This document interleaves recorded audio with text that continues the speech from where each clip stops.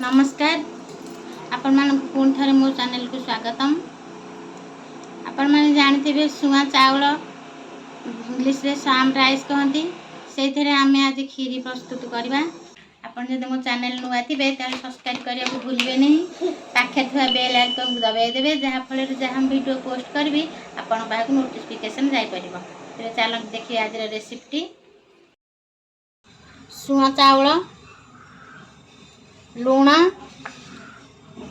बादाम मो पाखे काजू नाला बादाम पकईबी आपन काजू थे पकई पारे किसी चीनी क्षीर गुजराती 3टा गुजराती पानी चामचे गुआ घी सुआ चाउलटा को आम बतुरे दबा आ भल भाव धोईदबा 2 मिनट पे बतुरे दबा।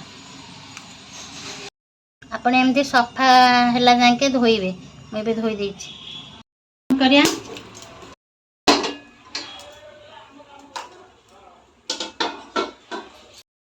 कड़े ताती गला घी पकईदबा से पानी दबा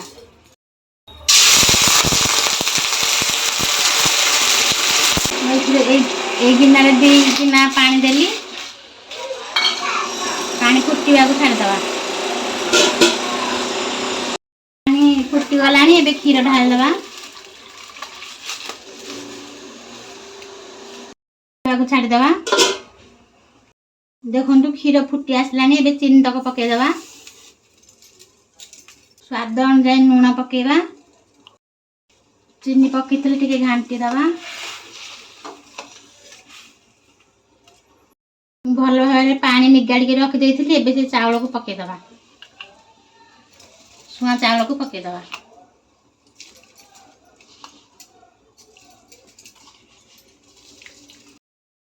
पकईकी घाटी दबा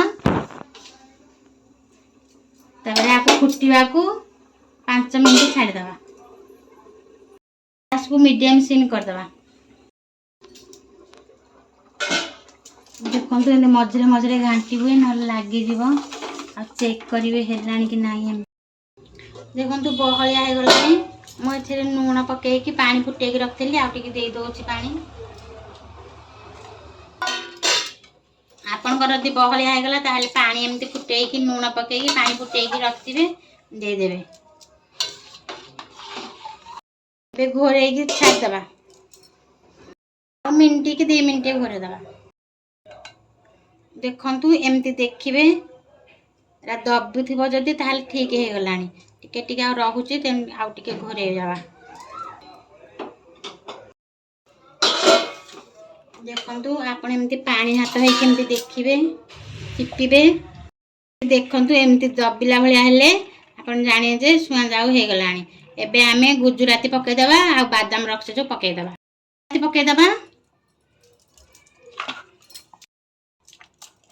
घाटी दबा गैस को हो गला प्लेट को काटिदबा। देखु गरम गरम सुआ जाऊ प्रस्तुत हो जाए। आपन ओषा बार कौन ओषा बार भी प्रस्तुत करके खाई पारिबे। वीडियो भल लगे तो लाइक करेंगे, हाँ कमेंट जरूर करेंगे। रही नमस्कार।